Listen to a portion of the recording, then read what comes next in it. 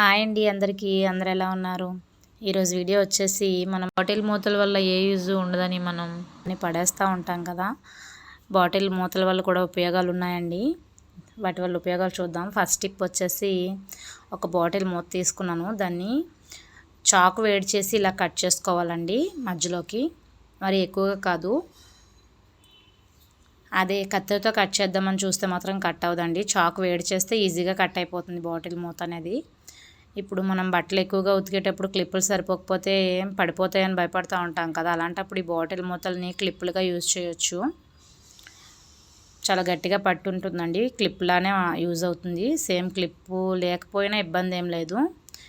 చూడండి ఎంత గట్టిగా పట్టుందో. కిందికి లాగుతున్నాము, లాగినా కూడా రావట్లేదు. బట్ట అసలు కదలడం లేదు. టిప్ కనుక నచ్చితే లైక్ చేయండి. ఇప్పుడు సెకండ్ టిప్ వచ్చేసి లైజాల్ మూత తీసుకున్నామండి. లైజాల్ మూతని రెండు వైపులా ఇలా కట్ చేసుకోవాలి. చాకు వేడి చేస్తే కట్ అయిపోతుందండి ఈజీగా.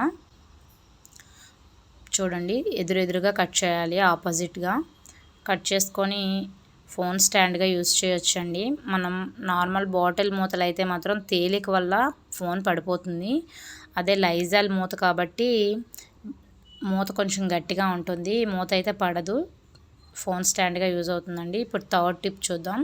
ఇప్పుడు థర్డ్ టిప్ వచ్చేసి లైజాల్ మూత వెనక పార్ట్ అంతా తీసేస్తున్నానండి. వేడి చాకుతో తీస్తే వచ్చేస్తుంది. చాకును వేడి చేసుకొని ఇలా అంటే వెనక పార్ట్ అంతా వచ్చేస్తుంది.